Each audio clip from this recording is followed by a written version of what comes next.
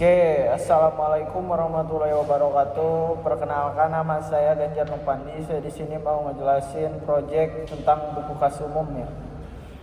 Oke, file yang bakal saya jelaskan yaitu index.py. Oke, program ini merupakan aplikasi buku kas umum berbasis Python yang menggunakan SQLite sebagai basis data. Nah ini, kalian bisa lihat di paling atas. Ketika dijalankan, program akan menyapa pengguna dan menampilkan menu utama yang terdiri dari beberapa pilihan, yaitu di sini ada pemasukan, pengeluaran, pinjaman, laporan, dan opsi keluar.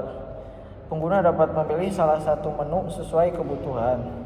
Jika pengguna memilih menu pemasukan, pengeluaran, pinjaman, atau laporan, program akan memanggil fungsi terkait yang sudah diatur dalam modul terpisah seperti pemasukan.py atau laporan.py.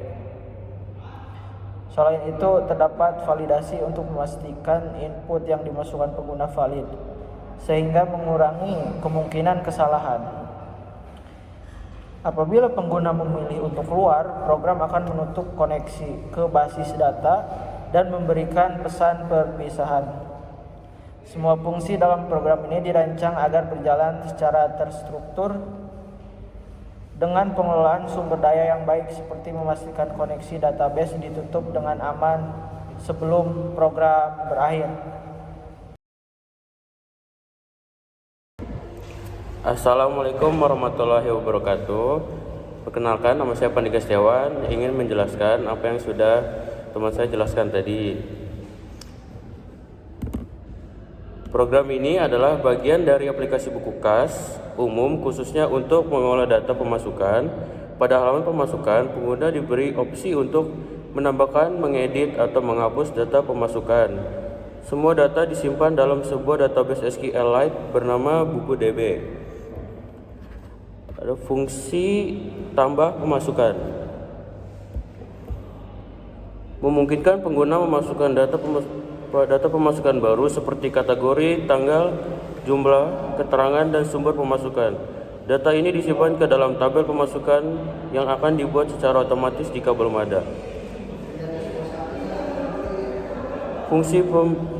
Fungsi edit pemasukan memberikan kemampuan kepada pengguna untuk memperbarui data pemasukan berdasarkan ID tertentu. Program akan menampilkan semua data pemasukan sebelum dan sesudah proses pembaruan untuk memastikan perubahan berhasil dilakukan. Fungsi hapus pemasukan memungkinkan pengguna menghapus data pemasukan tertentu dengan memasukkan ID pemasukan yang ingin dihapus. Program juga menampilkan data sebelum dan setelah penghapusan agar pengguna dapat memverifikasi tindakan tersebut. Semua fitur ini dirangkum dalam fungsi halaman pemasukan yang bertindak sebagai menu utama. Untuk halaman pemasukan, pengguna dapat memilih untuk menambahkan, mengedit, menghapus data, atau kembali ke menu utama aplikasi melalui fungsi dashboard. Proses ini dirancang untuk memberikan pengalaman yang interaktif, memasukkan semua data diatur dengan baik, dan perubahan tersimpan dengan aman dalam database. Selanjutnya ada tabel ID tipe data integral.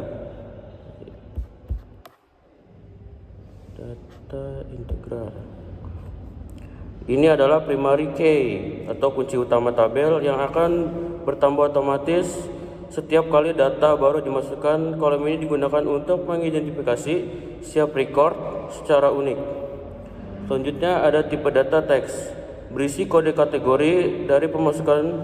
Kolom ini digunakan untuk mengelompokkan pemasukan berdasarkan kategori tertentu seperti gaji, hibah atau penjualan. Selanjutnya ada tabel tipe data teks, menyimpan tanggal pemasukan dalam format string, misalnya tahun, bulan, tanggal. Tanggal ini menunjukkan kapan pemasukan dicatat atau diterima. Selanjutnya ada tipe data real, berisi jumlah uang yang diterima dalam pemasukan. Tipe data real digunakan agar nilai dapat mencakup angka desimal. Selanjutnya ada tabel tipe data teks, keterangan berisi deskripsi tambahan atau informasi rinci tentang pemasukan. Kolom ini membantu memberikan konteks lebih lanjut pada pemasukan. Selanjutnya ada tipe data teks, menyimpan informasi tentang dari mana pemasukan berasal seperti nama, individu, perusahaan, atau aktivitas tertentu. Assalamualaikum warahmatullahi wabarakatuh. Perkenalkan, nama saya Ibnu Ramadan dengan NIM 241011400490. Di sini saya akan menjelaskan tentang file pengeluaran pada proyekan tugas akhir milik kelompok saya. Yang pertama, pada tabel tambah pengeluaran di sini ada struktur tabel. Ada ID dengan tipe data integer. Kolom ini adalah primary key atau kunci utama. Tabel bersifat unik untuk setiap data dan bertambah secara otomatis atau auto increment. Contohnya seperti nilai 1, 2, dan 3. Selanjutnya ada kode kategori dengan tipe data teks. Digunakan untuk menjelaskan tentang kategori, contohnya seperti pengeluaran digunakan untuk makanan, transportasi, atau belanja. Selanjutnya adalah jumlah pengeluaran dengan tipe data real. Menggunakan tipe data real agar mendukung angka desimal. Selanjutnya keterangan pengeluaran dengan tipe data teks. Dan yang terakhir, sumber pengeluaran dengan tipe data teks yang berisi informasi pengeluaran. Selanjutnya ada function pengeluaran, edit pengeluaran.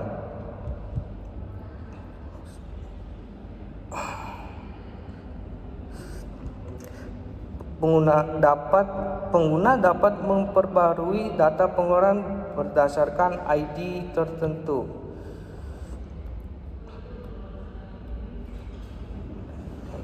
Program menampilkan semua data sebelum, kemudian pengguna harus menginputkan kode kategori yang baru, tanggal pengeluaran, jumlah pengeluaran, keterangan pengeluaran, sumber pengeluaran. Kemudian akan diupdate dan program menampilkan data yang baru. Selanjutnya ada hapus pengeluaran. Program akan menampilkan data sebelum penghapusan, kemudian user diminta untuk memasukkan ID yang ingin dihapus, dan program akan menghapus sesuai dengan ID yang telah dimasukkan oleh user. Kemudian program akan menampilkan data yang baru. Dan yang terakhir ada halaman pengeluaran yang berisi menu dan eksekusi seluruh program yang sudah saya jelaskan sebelumnya.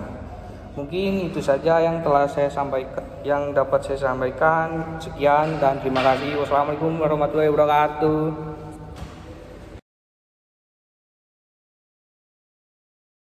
Assalamualaikum warahmatullahi wabarakatuh. Perkenalkan, nama saya Guntur Radin Nugroho. Saya dari kelas 01 TPLP 012. Jadi di sini saya bakal ngejelasin pemrograman pinjaman.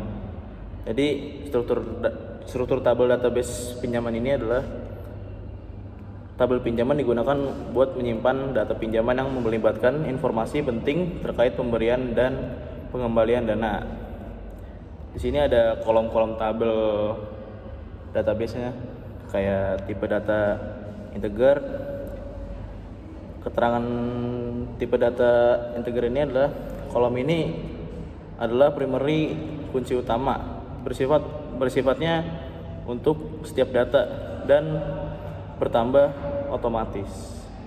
Terus juga ada tipe data teks.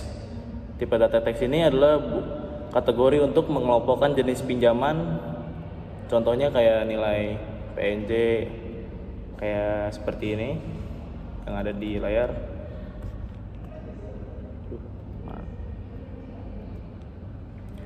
Terus juga tipe data teks juga bisa tanggal ketika pinjaman diberikan dalam format string, dan juga ada tipe data real. Tipe data real ini adalah jumlah dana yang dipinjam menggunakan tipe data real untuk mendukung angka desimal. Jadi contohnya nilai itu kayak 500.000 atau di atasnya lah. Terus juga tipe data teks ini juga bisa menjelasin singkat mengenai pinjaman. Terus juga contoh-contohnya banyak lah, pinjaman untuk modal usaha, pinjaman apalah, uang-uang untuk gitu kesehatan atau apa. Terus tipe data teks juga bisa mengetahui nama orang atau identitas yang meminjam dana. Contohnya ya kayak ada contohnya di sini. Dan juga tipe data teks bisa digunakan untuk tanggal pengembalian pinjaman yang disepakati. Seperti ini.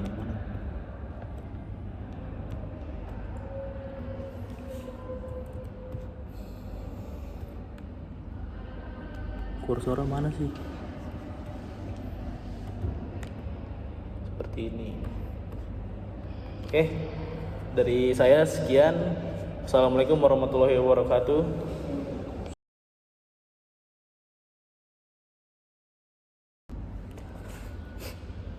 Oke, Assalamualaikum warahmatullahi wabarakatuh. Perkenalkan, nama saya Nafas Susansuda. Saya ingin menjelaskan tentang tugas akhir saya, yaitu program buku kas umum. Saya akan menjelaskan di file laporan. Oke, pertama-tama di file laporan terdapat import SQLite untuk mengimport SQL atau database yang ada di library Python tersendiri. Untuk yang pertama ada fungsi laporan pemasukan. Fungsi laporan pemasukan adalah fungsi di mana untuk mengambil, pertama untuk mengkoneksikan dulu ya. Di sini ada untuk mengkoneksikan. Di sini ada kursor. Nah, di sini kita mengambil apa? Mengambil tabel yang berada di pemasukan, di file pemasukan tersebut. Nah, setelah kita ambil, baru kita jadikan row, yaitu kita menggunakan row sama dengan fetch all. Fetch all itu apa? Fetch all itu mengambil semua di dalam table. Nah, setelah itu di sini membuat header atau kepala di table tersebut agar terlihat rapi. Untuk ini untuk mengisi tabelnya agar bisa dapat terlihat secara rapi. Nah, ini untuk keluar kembali ke halaman laporan. Di laporan pengeluaran juga hampir sama. Isinya hanya seperti itu. Tidak kurang tidak lebih, mirip. Untuk isinya sama, hanya mengambil table dan membuat header table aja. Untuk laporan pinjaman juga mirip-mirip, karena ya emang isinya hanya itu aja, dengan mungkin ditambahkan di header ada batas pengembalian karena ini pinjaman, jadi harus ada batas pengembalian. Ini sama, dan dan ada fungsi halaman laporan. Dan fungsi halaman laporan ini untuk apa? Ketika kita pengguna pada saat indeks dia memilih angka 4 pada indeks pada ini, nah ini akan memanggil halaman laporan. Halaman laporan apa yang terpanggil? Nah, di halaman laporan di sini ada menu-menunya, yaitu menu laporan pemasukan, laporan pengeluaran, dan laporan pinjaman yang sudah saya kasih tahu di awal tadi. Dan kalian bisa memilihnya dan pengguna bisa memilihnya, dan akan diarahkan untuk laporan-laporan tersebut. Untuk contohnya kita akan mulai programnya saja. Di sini kita akan langsung mulai programnya. Maaf, salah. Kita akan mulai programnya. PY index.py. Oke. Harusnya akan jalan. Oke. Sudah jalan ini, saatnya kita pilih pemasukan. Untuk pemilih pemasukan, kalian hanya tinggal mengetikkan angka 1. Kalian bisa tambah data pemasukan. Sabar agar lebih enak. Oke. Pilih tambah pemasukan. Oke, kita pilih tambah data, kita pilih kodenya misalkan PM003. Untuk masukkan tanggalnya kita misalkan kita tanggal 20 deh, 20 Desember 2024. Kalian bisa mengetik Desember, bisa mengetik Des, bisa mengetik apa saja agar lebih akurat dan mungkin kalian bisa gampang pembacaannya. Jadi kalian bisa pilih apa saja. Setelah itu kalian pilih jumlah pemasukan, jumlah uang yang dimasukkan ke dalam buku kas ini berapa? Misalkan 500.000. 23. Oke. Keterangannya misalkan ada gajian gajian. Oke, kita masukkan sumber pemasukan misalkan PT, salah. Kita di sini tambahkan lagi misalkan PT